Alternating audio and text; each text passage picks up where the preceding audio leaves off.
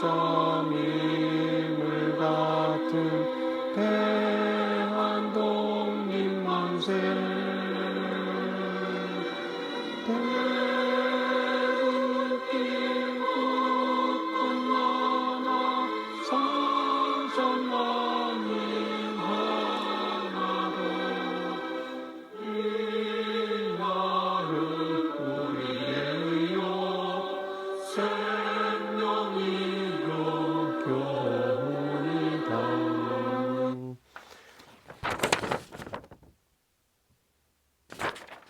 가기사는 증시 각도기. 네. 공휴일이라고만 치부하기에는 그날의 외침은 너무너무 간절한 것이었습니다. 우리가 너무 편하게 그리고 안정된 국가에서 오래 살다 보니까 나라 뺏긴 서름이 무엇인지를 잘 모르는데요. 그 당시에 사셨던 우리의 조상들은 얼마나 힘들었을까 하는 생각을 해보고 우리나라가 이렇게 계속 독립된 그리고 더 발전된 국가로 존재하기를 소망하고, 그리고 따지고 보면 완벽한 독립은 남북한이 통일되는 그 순간이 우리 민족의 완벽한 독립이 아닐까 하는 생각도 더불어 해봅니다. 시대가 많이 바뀌었습니다. 이제 완전히 북한을 남의 나라처럼 생각을 하는데요. 사실 일제 치하가 없었다면 우리 민족의 이런 분단도 없었을 것 같습니다.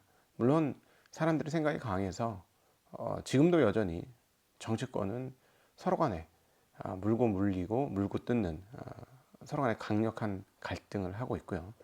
한국은 조선시대부터 그런 갈등들은 많았던 것 같습니다. 그러나 그럼에도 불구하고 국민들의 역량은 세계 최고 수준이고, 그것이 지금 현재 한국의 상황을 나타내는 거 아닌가 하는 생각을 3.1절 아침에 해보게 됩니다. 네, 많은 논란이 있을 수 있음에도 불구하고 저는 개인적으로는 빨리 통일이 되었으면 좋겠다. 제 생애 안에 통일이 되었으면 좋겠다. 개인적인 바람은 자전거를 타고 북한을 거쳐 중국 또는 연변을 거쳐, 그리고 중국 또는 러시아 시베리아를 거쳐 프랑스를 지나 프랑스 끝에 있는 브레스트 해변에 가서 그 해변에 내가 직접 내 발로 여기까지 걸어왔노라 라고 외쳐보는 꿈을 가지고 있습니다. 진짜 할 거예요. 네, 저는 뭐 통일돼서 통일이 안 되더라도 자유왕래가 되면 저는 합니다. 나중에 블로그로 한번 올려드릴게 하면서 한 달은 걸리겠네. 한 달 걸립니다. 네, 한 달 걸립니다. 왜냐하면 도로 상황이 불비하기 때문에 남한 정도의 도로 상황이면은 한 달 안 걸릴 것 같은데 남한 정도의 도로 사정이 아니기 때문에 한 달 넘게 걸릴 것 같으네요. 네, 자, 오늘 미국 시장 상황들을 한번 살펴보도록 하겠습니다. 오늘 장 한마디. 경기 꺾이는데 최종금리에 대한 생각이 꽤 높게 형성되네. 다시 한번. 경기 꺾이는데 최종금리에 대한 생각이 꽤 높게 형성되네. 어제 이제 오늘 새벽으로 미국도 2월 시장을 마감했습니다. 한국 시장과 좀 다르게 미국 시장은 1월에 상당히 가파른 상승세를 뒤로 하고 2월은 하락 마감을 했습니다. S&P는 2.61% 하락했고요. 나스닥은 1.1% 하락, 그리고 다우는 약 4.19% 하락을 하면서 2월 한 달을 하락 마감하였습니다. 어제와 오늘 발표된 한국 시간으로 미국의 지표들을 보면 전반적으로 경기가 하강하고 있다는 것을 보여주고 있습니다. 시카고 구매관리자 지수가 11월 이후 최저치가 나왔고요. 11월 이후로 계속 이제 꾸준히 안 좋은데 최저치가 나왔고, 컨퍼런스 보드도 전달에 비해서는 상당히 떨어졌습니다. 그리고 S&P 케이스실러 20대 주택가격 지수도 우리 관심 있게 보는 대목인데요. 전년비가 이전 6.8%에서 4.6%로, 그러니까 이제 전년비 상승분이 상당히 많이 감소가 됐습니다. 예전에 이게 두 자릿수였는데요. 계속해서 떨어지고 있고, 뭐 전월비도 그 이전에는 0.8% 마이너스에서 0.9% 마이너스로 계속해서 떨어지고 있습니다. 계절 조정을 하더라도 하강하고 있는 주택 가격들이 보입니다. 사실 이 부분은 상당히 걱정을 했었는데요. 주택 가격이 이렇게 떨어지는 거, 20대 도시의 주택 가격이 떨어지는 것을 봐서는 일단 렌트비도 향후에 떨어질 것이고 인플레이션도 떨어질 것이라는 게 보여지고요. 그 다음에 시카고 구매관리자 지수는 44.3에서 43.6으로 떨어졌습니다. 컨퍼런스 보드는 106에서 102.9, 그리고 이전 106도 원래는 107이 넘었었는데 이것도 조정되면서 106으로 떨어진 것이죠. 이것뿐만 아닙니다. 각 그 발표된 여러 가지 지표들이 굉장히 많았는데 주말에 지표들이 많이 발표됐죠. 주말이 아니네, 화요일인데. 네, 리치몬드 서비스 제조업 지수가 마이너스 6에서 마이너스 3으로, 리치몬드 제조업 지수는 마이너스 11에서 마이너스 16으로, 그리고 제조업 선적은 마이너스 3에서 마이너스 15로 떨어지고요. 텍사스 서비스 전망은 마이너스 15에서 마이너스 9.3으로, 이렇게 이제 그 뭐 마이너스가 좀 줄어들긴 하지만 계속해서 위축되고 수축되는 국면으로 지속되고 있다라는 것들이 거의 대부분의 지표들이 이렇게 나오고 있습니다. 레드북 소매 판매 지수 전년비는 5.3%로 이전에 발표됐던 수치와 동일한 수치들이 발표되고 있어요. 그러니까 컨퍼런스 보도에서는 이렇게 얘기를 하고 있습니다. 어, 미국 소비자들의 소비가 줄어들고 있고 그것에 대한 초기 징후가 나타나고 있기 때문에 기대 지수가 상당히 떨어졌고, 그렇다면 이런 흐름이라면 내년 안에 경기 침체가 올 수 있다라는 평가를 했습니다. 자, 보세요. 모든 지표들이 다 떨어졌죠. 자, 그런데 최근에 왜 이렇게 채권의 금리가 올랐느냐? 채권의 금리가 올랐고 달러 값이 올랐느냐? 왜 그랬을까요? 뭐 때문에? 뭐가 타이트하고 또 뭐가 좋았기 때문에? 두 가지가 뭔가요? 대답해 보시죠. 네, 여러분의 대답이 들리는 듯 합니다. 네, 고용이 타이트하고 소비가 좋았기 때문이죠. 그런데 말입니다. 고용의 타이트함과 소비의 좋음이 정말 진성이고 믿을만한 데이터인지에 대한 의문이 조금 생기기 시작합니다. 그리고 또 하나, 지금 미국이 이민을 받기 시작한 것으로 알고 있습니다. 이 부분에 대해서 미국에 계신 분들이 현장에서 조금 더 실제 경험한 내용들이 있다면 전해주신다면 보다 우리가 확실하게 미국에 대한 분석이 가능할 것 같은데요. 만약에 이제 그 이민이 좀 들어오면서 그 사람들이 유입이 된다면 현재 있는 구인난도 시간 문제지 상당 부분 해소될 가능성이 높습니다. 그리고 뭐 소수이긴 합니다만 좋은 직장에서는 계속해서 사람을 감원하고 있기 때문에 현재 그 서비스업 쪽에서의 타이트함도 이민자가 오면 약화될 거고, 그다음에 그 정규직 일자리들은 대체적으로 좀 줄어들고 있는 것이고, 또 엔잡러들, 그러니까 두 개, 세 개 직업을 가진 사람들로 인해서 상당히 그 뭐라 그래야 할까요? 그 고용 지표가 데이터가 조금 눈에 보이는 것과 좀 다른 부분이 있지 않을까 하는 생각을 하고 있고요. 자, 그리고 소비 관련해서 또 이번에 하나증권에서 김수현 애널이 아주 재미난 이야기를 했습니다. 이게 맞다면 이것도 일시적인 것일 뿐인데 소비의 강세가 이렇게 분석이 되는데요.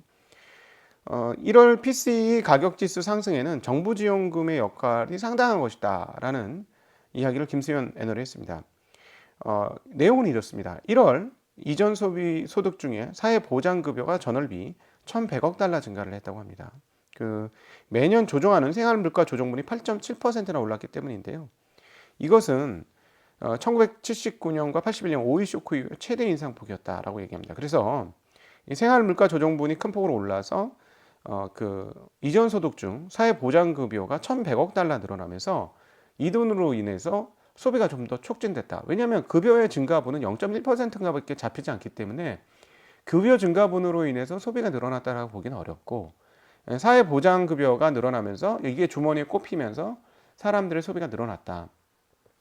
한국과 좀 미국이 다른 게 경제지표들이나 이런 것들을 보면 미국 사회가 건전한지는 잘 모르겠어요. 미국은 자본시장 굉장히 발달했고 그래서 기업하기 좋은 환경들은 있습니다. 그러니까 기업하기 좋은 환경이라는 건 스타트업이라든가 이런 이제 꿈을 가진 벤처들이 바로바로 시장에 진입할 수 있는, 그리고 또 사업을 전개할 수 있는 그런 자본 구조가 잘 되어 있습니다. 그러니까 자본의 역동성과 자본의 역동성이 만들어내는 기업의 역동성, 그리고 기업가 정신의 역동성, 이건 완전 타의 추종을 불허하죠. 미국은 완전 타의 추종을 불허합니다. 이게 바로 미국을 가장 강하게 만드는 힘이 아닌가. 그리고 그러니까 민간의 역동성과 효율성이 최대한으로 발휘되는 나라가 미국이다라고 볼 수 있는 반면에 이런 그 빈부격차라든가 이런 걸 보고 그다음에 그 저소득층이 상당한 수준으로 많이 있다라는 것들을 보면 이렇게 돈이 꼽혔는데 저금하고 이런 게 없어요. 그냥 바로 써버려. 그러니까 직결이야. 사회보장급여가 나와서 소비가 늘어났다. 이게 바로 직결 이렇게 연결이 되는 거죠. 그러니까 한국 같으면은 받으면은 물론 그 한때 우리 소고기도 사 먹고 막 그랬었죠. 근데 이제 사람들이 아껴 쓰잖아요. 우리는. 그다음 미래를 위해 저축하거나 대비하거나 이런 부분들이 상당히 많은데 미국은 그런 게 아닌 것 같아요. 그래서 만약 이 분석, 김수현 애널의 분석이 맞다면 1월의 소비 지출은 사회보장급여의 그 진입으로 인해서 지출이 이루어진 것이고 그러면 2월 달에 이것이 없어지게 되면 소비 지출이 계속해서 늘어날 수 있을까? 아닐 수 있다라는 거죠. 자, 그러면 2월 달 지표, 3월 달 지표에서는 소비 지표가 떨어질 수 있다는 거예요. 자, 그런데 앞서 말씀드렸습니다만 컨퍼런스 보드의 소비자 신뢰 지수, 시카고 구매 관리자 지수, 그리고 20대 도시 주택 가격 지수 이런 것들이 모두 떨어지고 있고 그다음에 바닥에서 올라왔다고 해도 수축 국면인 뭐 각종 지표들이 오늘 말씀드렸듯이 다 그렇죠. 자, 그런데 여전히 금리는 떨어지지 않고 있습니다. 10년 약간 혼조세인데요. 10년물 금리는 아주 소폭 0.2bp 떨어졌으니까 아주 소폭 거의 미미하게 움직이지 않았다라고 보시면 되겠고 2년물 금리는 4.81로 다시 소폭 좀 올랐습니다. 그러니까 단기물 1년, 2년 그리고 5년 여기서는 조금 올랐고 뭐 장기물은 그냥 그랬어요. 그러면서 달러는 강세를 유지하고 있죠. 그러니까 시장이 사실 장중에 상승을 하다가 이런 모습을 보니까 결국 못 이기고 밀렸어요. 그러면서 오늘도 마이너스 3대 지수가 모두 마이너스로 끝나는 흐름들을 보여주었는데 제가 보기에는 시장이 연준의 최종 금리치에 대해서 조금 지나치게 쫄아 있는 거 아닌가 생각이 많이 듭니다. 연준의 강경파인 블러드의 말을 통해서도 5.5%가 최종 금리가 될 가능성이 상당히 높은데 최근에 고용이 타이트하고 소비가 활성화되니까 인플레이션이 안 떨어질 것 같고 그러면은 금리를 많이 올려갖고 5.5% 이상도 올릴 것 같아 라고 하는 생각인 거죠.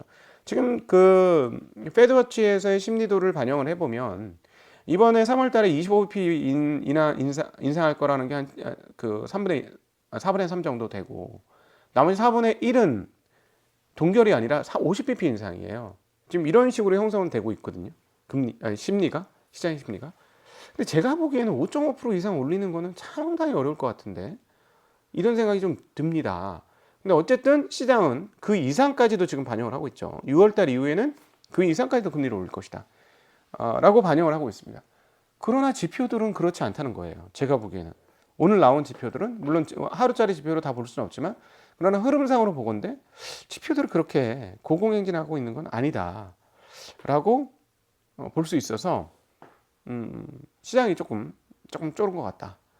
최종 금리가 5.5에서 마무리될 거라고 생각한다면 시간이 조금 걸리겠지만 그 시장이 흡수하면서 좋은 마무리될 것이다. 왜냐하면 그도 그럴 게 제가 채권 시장이 너무 과한 것 같다. 3.3 너무 과한 것 같아요. 라고 말씀드렸는데 왜 그렇게 말씀드렸냐면 저도 금리가 잘하면 5.0에서 끝날 수도 있겠다라는 생각이 들었었거든요. 경기가 안 좋아지니까. 그런 생각을 하니까 채권 시장 하니까 그 다음에 이제 불경기가 올 것이고 그래서 10년물 금리를 3.3대까지도 내려놨었던 것이죠. 근데 지금 뭐 5.25 그거를 5.0을 너무 많이 생각하다 보니까 5.25도 덜 반영했고 5.5는 아예 반영을 안 했던 거예요. 지금까지 시장이. 그러니까 그것을 지금 반영하는 과정에서 시장이 조정을 받고 있다라는 거 하나 있고요. 또 하나 이제 채권 시장에서 오늘 채권 금리가 이렇게 지표가 떨어짐에도 불구하고 안 떨어진 이유가 뭘까? 좀 이상한데? 좀 이해가 안 되는데 저는 생각이 들더라고요. 이상하다. 금리가 떨어졌어야 되는데 왜 안 떨어졌지? 이유가 하나 있었어요. 찾아보니까. 어떤 이유였었냐면 프랑스발 이유였습니다. 프랑스가 그 소비자 물가지수를 발표했는데 오히려 물가지수가 올랐어요. 이전 달에 발표한 게 전년비 6.0% CPI가 나왔는데 6.2%로 발표했고요. 전월 대비 0.4% 증가해서 이번에는 0.9%로 물가 상승하는 거예요. 물가가 상당히 많이 상승했다라는 걸 볼 수 있습니다. 그래서 그런지 독일 10년물 국채금리가 2.52에서 2.63으로 무려 11bp나 오릅니다. 여러분 독일 금리 옛날에 제로 마이너스 금리였다는 거 아시죠? 이거 잘 안 움직여요. 되게 둔하게 움직이거든요.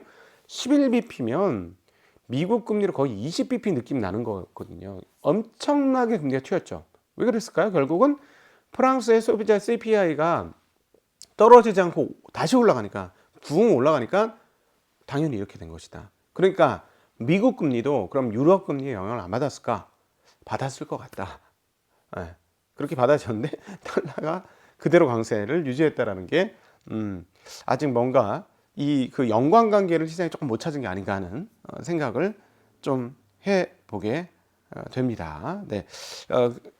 재미난 그리고 이제 중앙은행 인사 발언이 있습니다. 이제 시카고 연은 총재가 이제 진입을 해서 드디어 발언이 되는데, 오스튼 글스비 이분이 얘기했는데, 이번에 무슨 말이냐면 당국자들이, 그냥 중앙은행 당국자들이 금융시장을 너무 의식하면 안 된다, 위험하다, 금융시장 반응에 지나치게 의존하는 것은 위험하다라는 얘기를 했는데요. 주식 채권 시장 및 경제 뉴스와 정책 발표에 즉각적인 반응을 보여주고 연준이 움직이기를 원하는 것을 알려주는, 쉽게 찾을 수 있는 것에 더 의지하고 싶은 유혹이 있을 것이다, 이렇게 얘기했고요. 경제가 가열되면 더 높은 금리로 시킬 수 있고, 경제 침체가 빠지면 더 낮은 금리로 온도를 높일 수 있다, 이런 원론적인 이야기를 하면서 그런 경고를 좀 했습니다. 그렇죠. 지금 금융시장의 상황들을 보아가면서 하긴 하는데 금융시장의 영향을 안 받을 수는 없다. 그래서 제가 가두리에 가뒀다 하는 것도 사실은 따지고 보면 영향을 받는 것 아니겠습니까? 네, 그렇다고 볼 수 있겠고, 내일 조금 더 자세하게 이야기를 드릴 터인데요. 아주 재미난 뉴스가 하나 떴습니다. 미중 무역 관련된 건데요. 오늘 나온 뉴스는 간단하게 말씀드리면 중국에 있는 제작사들이, 제조사들이, 애플과 그다음에 뭐 플레이스테이션을 만드는 그런 제작사들이 중국에서 공장을 빼고 있다고 합니다. 어디로? 인도, 베트남으로. 이거는 의미가 있습니다. 이 의미에 대해서는 오늘 시간이 너무 길어지니까 이 정도로 정리하고, 내일도 시간이 있으니까요. 내일 아침에 이게 도대체 뭘 의미하는지에 대한 이야기를 같이 한번 나눠보면 좋을 것 같습니다. 네, 오늘은 정인성 작가가 하는 본격적인 AI에 대한 이야기가 있습니다. 지난번에는 그 워밍업으로 AI 얘기 나오기 전에 그 스냅드래곤 새로운 칩이 성능이 좋아졌으니까 과연 안드로이드의 부활이 가능할 거에 대한 이야기를 워밍업으로 잠깐 다뤘고요. 자, 이번 시간부터 이번 주말에 있을 정인성 작가의 대담이 진짜 찐 AI에 대한 대담입니다. 정인성 작가 최근에 여러 군데 많이 나오셨는데요. 아마도 여러분들이 이해하기에 가장 좋은 방송은 저희와의 대담이 아닐까 싶습니다. 왜요? 제가 문돌이잖아요. 문송한 제가 아주 쉬운 말로 계속 어프로치를 했기 때문에 아마 여러분 이해하시는데 도움이 되실 거라 이렇게 생각이 듭니다. 자, 오늘도 긴 시간 함께 해주셔서 진심으로 감사하고요. 행복한 3월 1일이 되셨으면 좋겠고, 한국의 진정한 독립의 날이 어서 오기를 기다리는 마음으로 오늘 방송 마치겠습니다. 감사합니다. 안녕.